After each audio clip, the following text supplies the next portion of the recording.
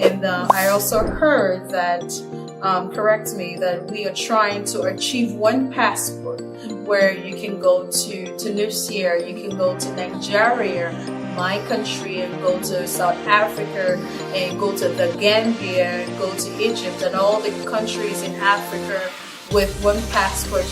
More, closed. Africa is trying to open up the borders. Yes. So it is an exciting time to be in Africa now, especially at the African Union. There is a lot of drive of Agenda 2063, which is our agenda, the African Union we adopted in 2013 when we celebrated 50 years of the. Hi, I'm Jemimah, and I'm here to inspire. In every show, we discuss trending matters, lifestyle, culture, leadership, education, and lots more. And I look forward to meeting you.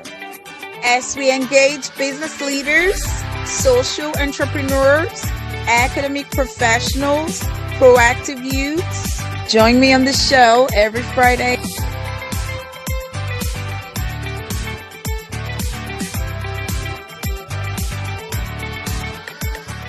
Africa is actually the new heaven. Africa is beautiful, and it's called Mother Africa for a reason, because it produces all the resources that life can't give.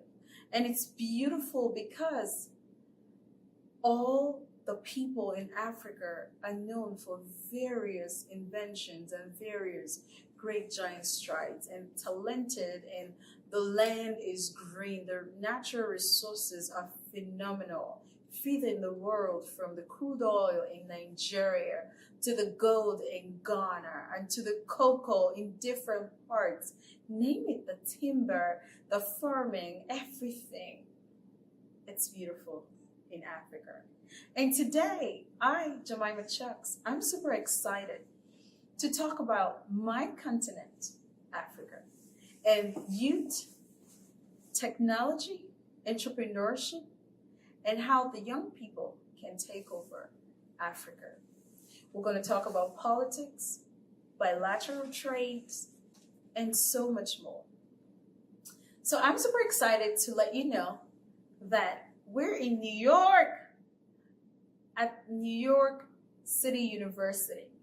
And here we are with the one and only Aya Chebbi. Thank you so much for having me. Hi, beautiful. On the show. Yes, you are super welcome. Thank you for making out time to talk to us. Now, you've been wondering who is Aya? I'll tell you. Aya is a special ambassador of youth for African Union, and it's called the Youth Envoy. What does she do? She's about to tell us. So tell us, you are so young and so beautiful. Tell us about the African Union and the department that you represent as an ambassador. Tell us about it. Thank you first for having me on the show, this amazing platform to raise, African voices and really make people understand what's going on in Africa. So I was appointed as the African Union Commission Chairperson, Youth Envoy. His Excellency Musa Faki Mohammed, the chairperson of the commission, appointed me on the 1st of November 2018 with other young council members. So he also appointed a youth advisory council. And basically this was a process of rigorous and transparent selection. So I applied for the position. Wow. It was an open on the AU website, and then 708 applications went in. Really? Yes. Oh and my then goodness. there was a filtering, and then I had an interview with a panel of 14 representatives. Ooh. So it was a rigorous process, but I'm very proud to have been appointed by merit, because and I think this is an important message. We usually hear about appointments and we don't know how they happen. So it's important to know that the African Union has adopted this rigorous, transparent process to appoint the youth representative. Impressive. And since then I've been trying to navigate the African Union, the frameworks and my job is really to bring young people closer to the AU and the AU closer to them, and be that bridge builder for us to move ahead with our policies, the implementation, with having a better life for our African youth. So. That's super impressive. I am so excited to, learn about your appointment because you are so young, and I'm actually very thrilled to know that my continent, Africa, will pick a woman for this position. I mean, women in Africa are just known to be, housewives, homemakers, baby makers, and I'm just thrilled to know that men are just waking up to the realities of women and the power of women.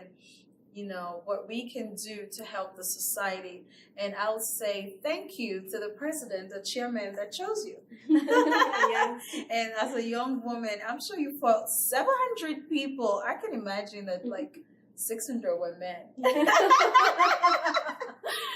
Well, I'm just kidding. I'm playing. Like, I'm excited. Men, you know how we respect and honor you in Africa.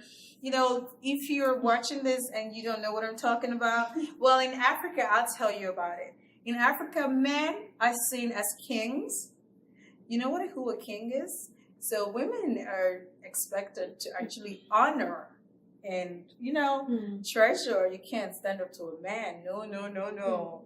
But it's amazing that Africa is like, coming to that civilization and just letting a lot of women empowered to change things. So I think it's also the realization that when we, advocate for women leadership and female being in leadership position, is not about, one occupying the space of another. It is about time that we all lead our continent.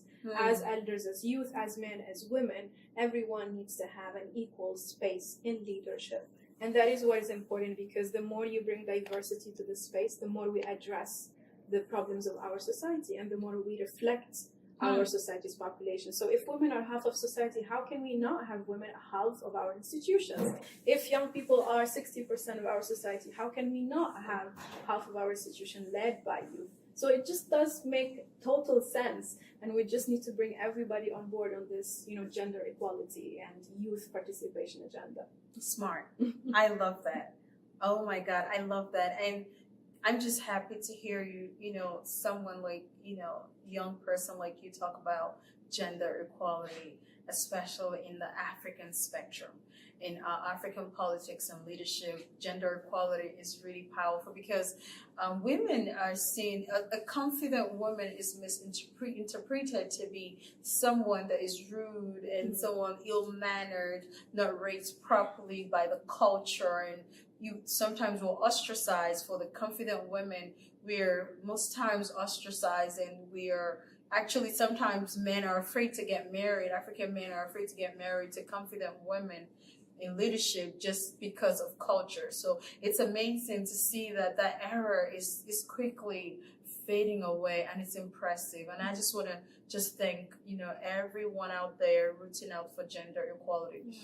Recently, I was reading and following up about the 22, the free trade zone being created by African countries coming together to have a free trade zone for bilateral trade and to, unify the African states together, African countries together, and, at large, unify the continent.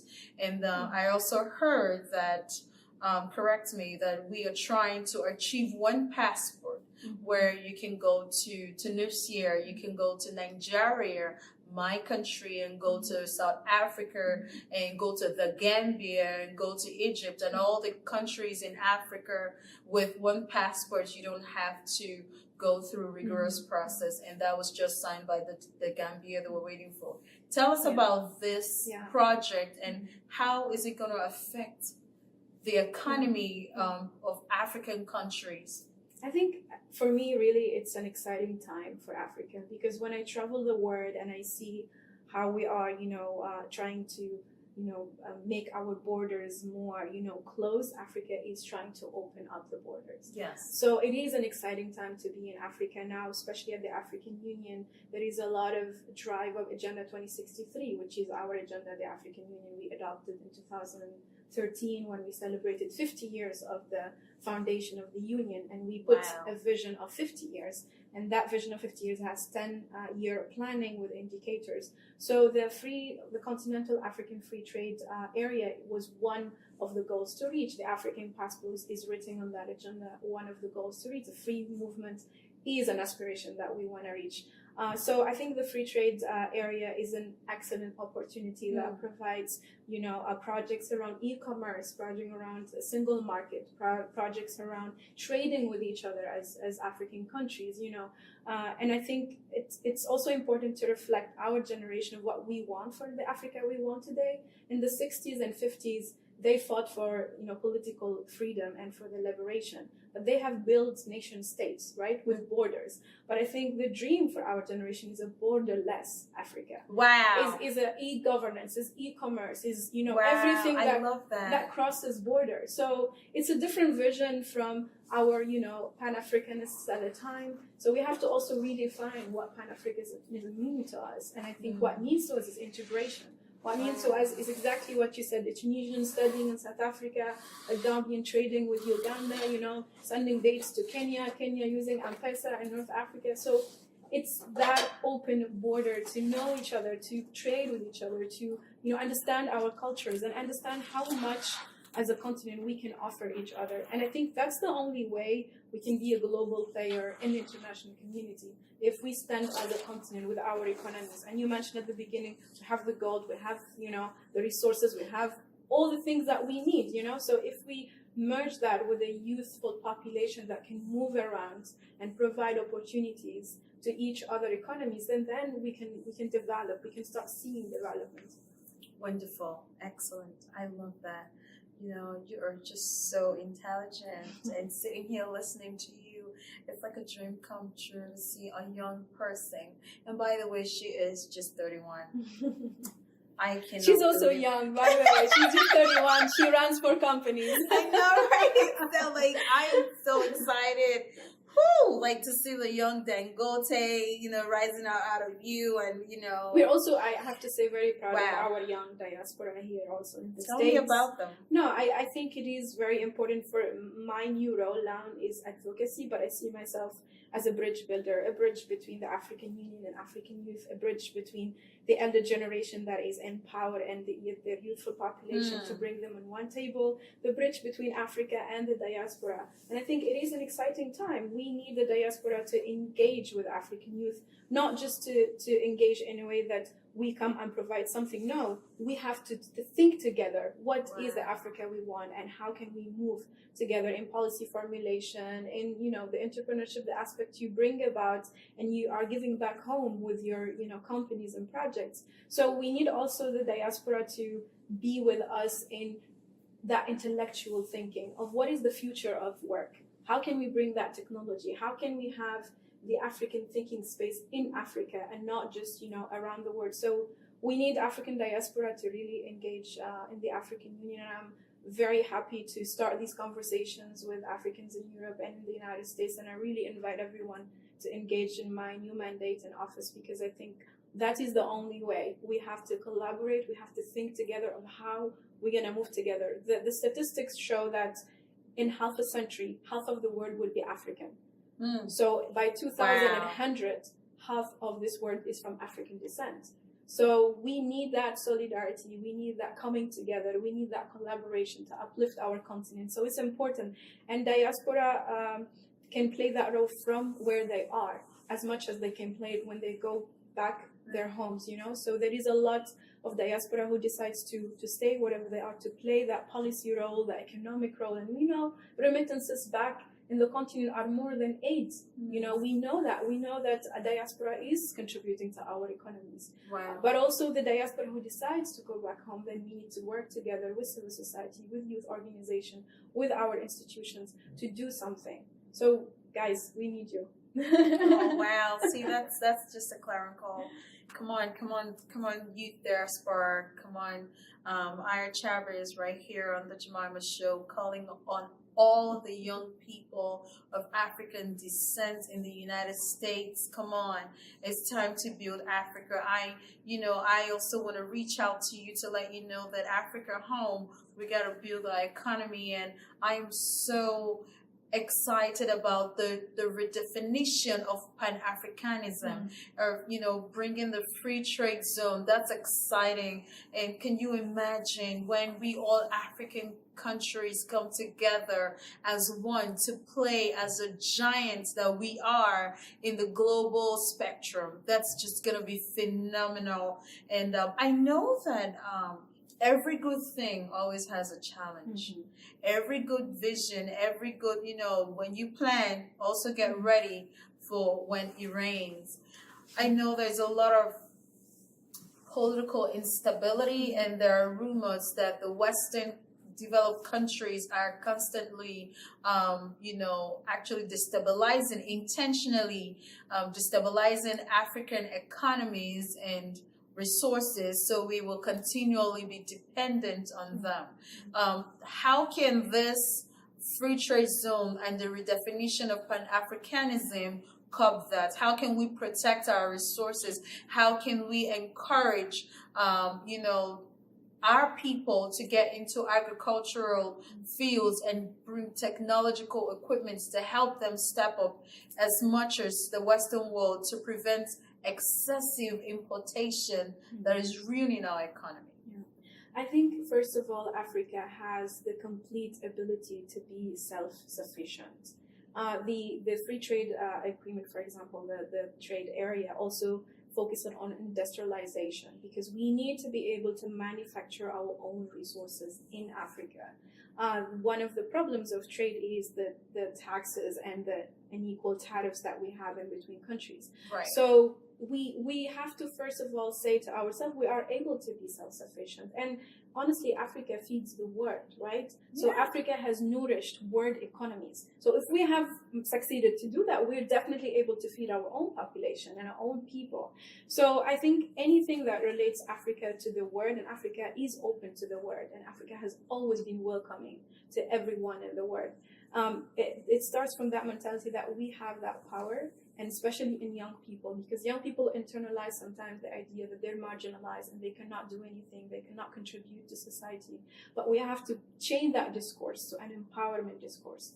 We as young people can lead that change, and we have to go back, as you said, to agriculture, to make agriculture cool for young people, to make agriculture sexy for young people, to go back, because agriculture will solve urbanization, will solve food security, will save the environment. Agriculture is the way for us in Africa to also end unemployment. So all of us need to use technology as well and digitalize our institutions. And I think technology and agriculture, when they merge with each other, we can be leading in that sector and around the world. But also, this generation is tech savvy, and this generation looking for disruptive way of doing their business and going about their lives. Right. And that's why we find most of young people are in the informal sector, but they are not protected. This doesn't provide them with job security. So we need to look at this amazing labor force that we have as youth, and how can we get employment for that? So let's look to technology, let's look to agriculture, let's look to innovative ways, and let's provide them the free movement to emerge and to have these cool projects and creativity, to advance the continent as a whole. So, and back to, I think, to the Pan-African vision, we need to realize that Tunisia cannot develop without Ghana developing, Zambia cannot develop without Uganda. We need to install in the mindset of African youth that we have to develop as a continent. That if I have education in Tunisia, I cannot go about my life if my Kenyan sister doesn't have education. Wow. So there needs to be some sort of that ultimate solidarity, that economic integration has to benefit everyone. Wow. And I think that's when we reach equality, So it's not about just me securing a job and going about my life, but it's about, sisterhood and, how do we move as a continent? Mother Africa, Yes. Mother Africa has been through a lot, and she survived because she's female, right? That's right. There you go. Aya, you are so right. Well, I hope you're enjoying this conversation. Go ahead, leave a question for Aya Chebbi. What are your suggestions to the development and the economic growth of Africa and investment? So we are going to take a quick commercial to hear what our sponsors have to say to us. Stay tuned, and when we get back, we're going to talk about the political instability. This is A-Game, an all-natural herbal dietary supplement formulated exclusively for men. Our proprietary blend was designed with one goal in mind: to improve your overall health, rejuvenating your vitality, energy, strength, and libido. Want to be at your peak performance in everything you do? Then bring your A-Game. Fast-acting, long-lasting, with no side effects. Oh my God. Welcome back to the Jemimah Show, and today we are here in New York University, and we are discussing today Africa Matters and the economy, Pan-Africanism, how to unite the countries in Africa. And we have the Honorable Aya Chebbi of the Youth Envoy, African Union. And if you're wondering what Youth Envoy stands for, she's actually the Youth Ambassador for the African Union. She's out here reaching out to all the African diaspora young people. She's a bridge between the older African, leaders and to the young people. She's calling on all African diaspora to come together and join the free trade zone and the policies and to redefine Pan-Africanism. So welcome back, Aya. Thank you. Yeah, so like we were talking earlier before we went on the commercial, I would like us to, you had mentioned about the mindset of Africans and how we have to come to Pan-Africanism and solidarity and say that we are one together and to change things. So if you as a Tunisian and me as a Nigerian, I don't have to see you as a Tunisian, but we're going to see ourselves as one, as sisters of Mother Africa trying to work together. I really understand there's a lot of political instability. And how do we curb that? And before you answer, from my observation, my own personal opinion, I think the political instability that most of our countries are experiencing, especially corruption in Africa, my country, Nigeria, and different parts in Gambia, different parts of Africa, is as a result, to me, I think is a mindset. Why do I say corruption and political instability is a mindset, and the young people are actually feeding this stuff? Now, how are we feeding this stuff? Now, these same people come to power and they stay 8 years, and when it's time for us to vote, we sell our votes and still vote in the same people that were so unproductive. So I think the poverty and political instability, the young people should take the blame. Because we are very good on social media, cursing out and putting all the negative energy on social media. But when it comes to standing up to reality and voting, we don't vote. And even when we vote, we sell our votes for cheap, and we re-elect the same ignorant, forgive me, people that are so unproductive and leading up, economy down. We elect them again. I have seen this over and over again. The young people are not coming out. So I personally feel, this is a personal opinion, I feel that if young people can have a mental paradigm shift about politics and realize that whoever is there, they chose them because they agreed to vote for those people. If you can look at Pan-Africanism and look at the future of your children, you will make the right decision. What's your take on political instability? Yeah, so first of all, I think there is this generation gap, right? So you have average age of African leadership 66 years, and you have average age of the population 25 years. So there is this 45 years of gap of generation between leadership and the population. So our leadership does not reflect our population, right? So you have youth ministers who are still at 70 years old, yeah? I know. So first of wow. First of all, where do we start from this conversation is to have young people in leadership position. And that's not just saying that all the previous generation, now we don't need you. No, it says that we have to co-lead together. It is high time that we cooperate together and co-lead, because we cannot inherit systems that we didn't co-design. We cannot be on tables that we didn't co-design, and we do not understand the system. And the voting, thing you're mentioning show the distrust between youth and institutions. So if youth do not trust institutions, therefore they will not participate. Absolutely. The second thing is that we cannot understand democracy as just voting. Democracy is about governance, and governance is about delivering services. So if a young person wants to participate in governance, it's the 4 years of the term of the leader or the leadership.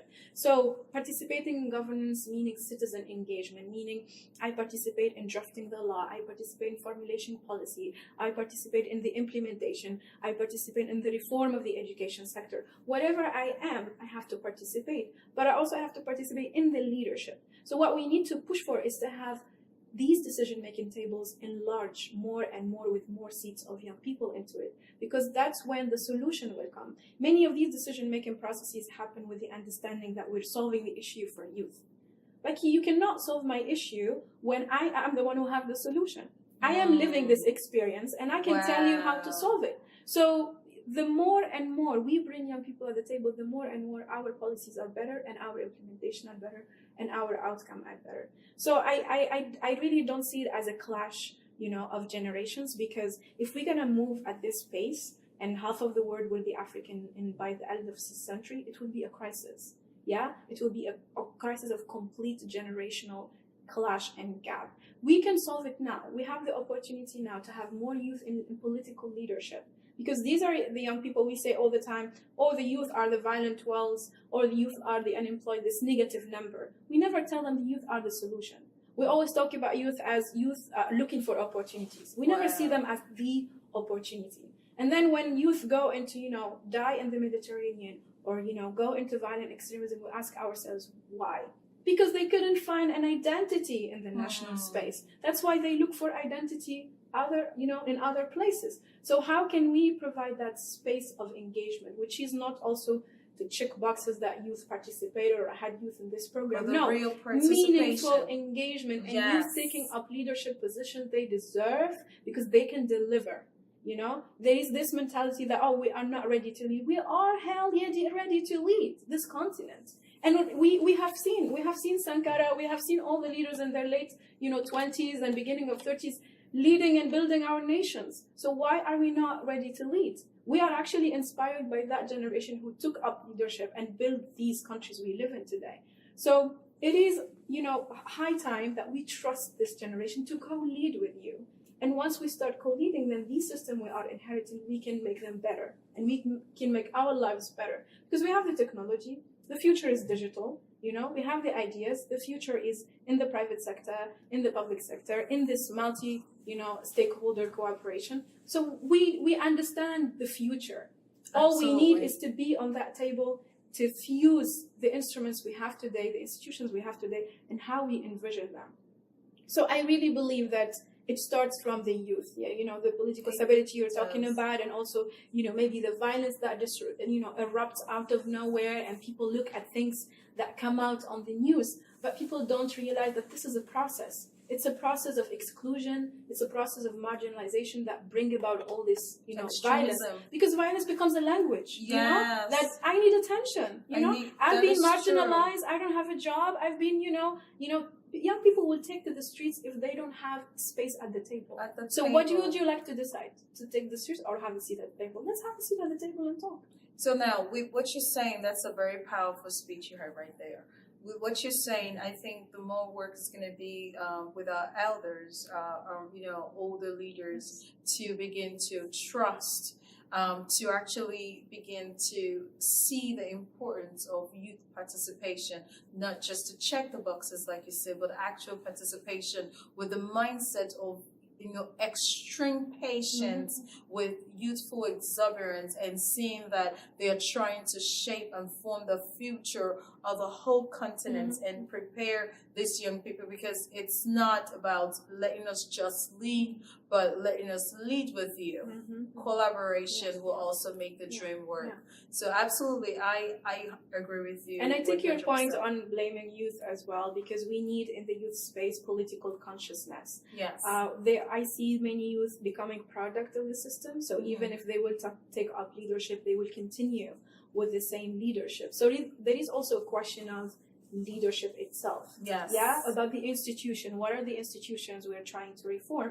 So I think in the youth space as well, we need to get organized and we need to redefine what leadership looks like. If it's transparent, if it's e-gov, it's open gov, if it's all these things that we dream about. And I think this is also a good message from you to youth, that you need to take up, on honest, leadership of service. Yes. Because we're not, we see people clinging to power to rule, but it's time to serve. Yes. I like that word. That's powerful right there. It's not just to lead. It's not about to rule. It's all about having the servant's heart. So the question is, when you are vying for a position as a young person or as anybody that you are, why are you getting in a position? Is it just for power? And absolute power corrupts. It does corrupt, absolutely. But if you're going into power or getting into position with a heart to serve, there's a huge difference between a servant's heart and, a ruler's heart. Because a ruler just gives command and they are power drunk, whereas servants will lay down, their lives to see that these people move. So every young person in the diaspora and back home in Africa, it's very important for us to have the servant's heart when we are vying for this position, and to have the humility and also come with the energy that we bring to show our fathers, our elders, according to our culture, like we respect them, but they have to teach us. So have a teachable spirit as well. And this is also to our leaders and our elders back home that are in leadership position. Make it a point of duty to begin to raise these young people, give them a chance.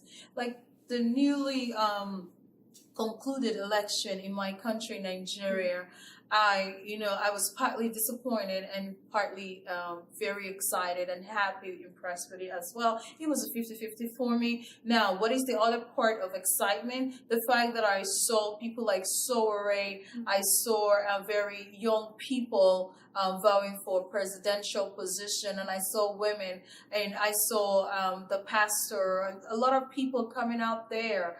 It was really people like in their late 30s and in their early 40s, vying for this position. I felt it was very incredible. It's high time we stood up. Even though I was disappointed with the young people that voted, because they didn't vote these people. Most of them sold their vote. And that was my disappointment. And I said, we are so quick on social media talking against this elders and how they are failing us and how they are marginalizing the young people. But now is a time for you to vote another young person with, look at their manifestos. We're so powerful. Look at, like you said, you cannot solve my problem if you don't understand what I'm going through. So they didn't vote these people. They had just very low turnout on votes. And that was my disappointment. And this is just for the young people. Next time, I'm not saying don't vote the older folks, but the older folks should let room for the young people. I was expecting this government to call these young people and say, hey, how about you be minister of this? You know what I mean? Collaboration. Now, they lost, you won. It's not about who won. It's all about Pan-Africanism. It's all about building the nation, building the economy. They have exactly what you need to help your people. So how about you take someone like Sowore or take someone like all these young people and say, you be minister of finance, you be minister of this, be minister. How can we build? It's not about me winning as a president, but it's all about the future of Nigeria, of Ghana, of Tunisia, of the Gambia, of Liberia, of Cameroon, of Egypt, name all the countries, of Kenya. How can we come together? So I'm excited that we're talking about this. And I just pray that you African there, my brother, my sister watching this, that this just inspires you. That's what the Jemimah Show is about. We build champions. It's high time that we come together as Africans to build Mother Africa, our economy. We have everything it takes back home to thrive. Now, you might say, there's no room for me, there is room for you. Mhm. And here, Aya is right here. And you must claim your space, So tell us about that. No, How can they claim their space? Yeah, because when I hear, we hear a lot about unemployment and asking government and so on, but we also need to take up and say, okay, so how do we build our economies? What are the alternatives we're providing? Again, this, thinking space. We have professionals in Africa in everything, and we can do it ourselves. Yes. So just back to your point on how they didn't appoint youth in this position. I was just with the mission, the Gambian mission, the minister of youth during my stay here in New York, and he said something really struck me, and I hope more youth ministers say that. He said, of course I hang out with young people because they make me look smart. Of course I engage them, because they make me look smart, and they come with all these ideas that I can implement. So I hope, people in decision making would think like that. Wow. They don't see youth as, when you come into a room as a young person with a new idea, disruptive idea, with the technology and all the tools that you might not feel comfortable with because you're resistant to change, you prefer the system as it goes. Don't see youth as risk. See it as, it will make you look smart, it will make you look better, and it will make your institution function much better. Absolutely. So I would really like to hear more youth ministers, more people in decision-making and policy space, engage with youth at that level, and not think of youth as people who do not know what they want or who do not have experience or whatever. Because I think with the 21st century and with the tools we have, you might find a 22, young person who have all the experience that they have. It doesn't mean that they need this 10 years or, of a job description to prove that. But because they have the energy, the idea, they are by definition radical. Mm-hmm. So don't be afraid of radical voices, because they might bring something that will solve the problem that you have in the institution. So I think it's both people in decision making to understand that it is in your benefit to have more young people in your institution. It is in your benefit to have young governments, not just good governments, but also for the young people to claim their space and to say, okay, so we have elections, let me run. I failed this time, I will continue next time. Let's rally behind, a couple of more candidates next time. Let's learn from our mistakes. Let's fundraise. So it's for the youth also to step up, and say, we will run for office, we will engage, we will go on the negotiation table prepared, we will do our research and be in that space and challenge, leadership. So I think it's both ways, and I think again it is about co-leadership. I want to go back to that. This is a collaboration. Let's have your experience, your institutions be disrupted in a positive way to become more efficient. That's what young people are saying. Maybe they're saying it in a radical language, in a different language that others don't understand, but that's what we're saying. And I think I try in my role to be that bridge to do this intergenerational dialogue. It has to start somewhere, and we need to start with that intergenerational dialogue. And there are actually many elders who are amazing and who are part of this dialogue and who really challenge their, peers, to tell them you have to, when I am in a room, I hear many elders I work with in this space who say, I'm here to listen. I'm not here to tell you what to do. I'm here to listen to your ideas. Wow. I'm here to be mentored by you. Like, we need more elders who say that, so that relationship becomes mutually empowering. Yeah. Wow, that's amazing. Well, you have Africa Finest right here. So I just want to let you know that, for all our leaders out there in Africa and in diaspora, youths are the future of Africa. Empower every youth, put them in positions, train them, mentor them. If you come across a youth, maybe like in Delaware, we have the Delaware African Caribbean Commission and the Delaware African Caribbean Coalition, and we have the Delaware African Commission, I think committee or community or something, is the DAC, the DACSC, something like that, and then the DACC. So all these are like African forums that we all come together. It's important. I don't know what you have in your state where you're watching me from, or your country. Let's come together, pick youths, pick their brains. That's what we're saying. Like, the future of Africa is in the youth. Technology, the social media is powerful. It's a powerful tool if you know how to use it, and use it wisely with the youth. Get them, pick their brains, and you will be amazed that the solution that you're looking for we have it, the young people. And I just want to appreciate all our sponsors. Fali Media. Fali Media is a graphic designing company. They build websites and apps, and content writers. They help you write the book if you want to write a book. And you can find more information about Fali Media on falimedia.com, and I also want to appreciate the Jemimah Chuks brand, JemimahChuks.us, and lots of courses are on JemimahChuks.us that can help you as an entrepreneur start your business. As a young person, are you a young person? You want to run to JemimahChuks.us.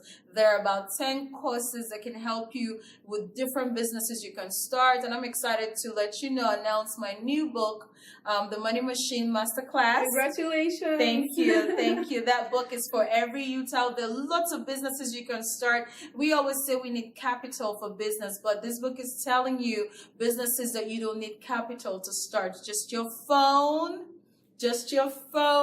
and a laptop. And you are just going to be making millions in whatever currency you are operating with in your country, in Africa, and also in the United States. So go on to JemimahChuks.us and order. The book is on Amazon. The Money Machine Masterclass. Go ahead, order on Amazon or JemimahChuks.us. Feel free to visit our blog. You're going to have the full edition of this interview on our blog, the JemimahShow.com. Subscribe to our YouTube channel. And thank you, Faith Financing, for also sponsoring things, and all our sponsors. We want to appreciate you. And then Aya Chebbi, it's just so wonderful having you, and we are super excited that you're here. I am more thrilled with what you shared, and I know we wanted to talk about the xenophobics going on in South Africa, and all the killings and the slave trade and the human trafficking going on in Africa and Libya and all the places. But we just talked about it because we said if you can give the reason why these things are happening is because of lack of youth participation, and these young people are running away from their countries because they're not being called to the table. So like Miss Aya Chebbi talked about her, I like to call her Honorable Aya Chebbi, talked about you either choose terrorism, or you just, what else did you talk about? You either choose to participate, get a chance to be at the table, or you just go into violence. But hey, this is a clarion call. Please choose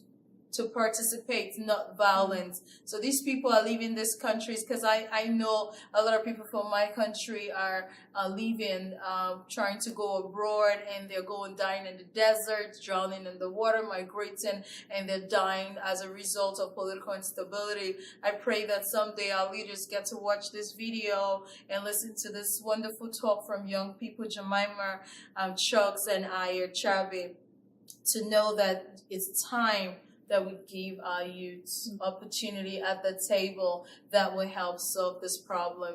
And all those people that lost people, families in this slave trade, and the xenophobics in South Africa, and also human trafficking, condolences to you.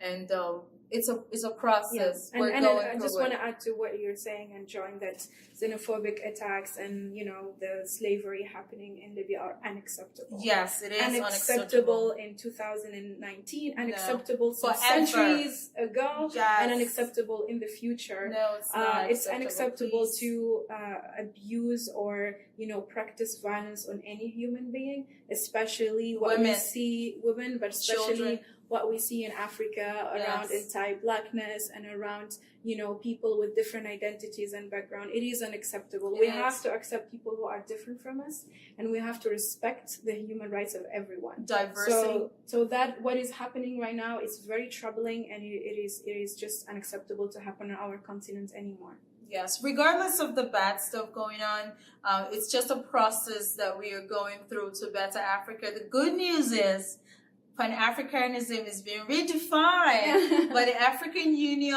and the people working together, the chairman and the ambassadors like Aya Chebbi. It's exciting. The new trade zone, I'm excited to hear that. We're all going to eventually have the same passports. And I also heard they were working towards having one language. Woo, I don't know about that, but that would be also interesting.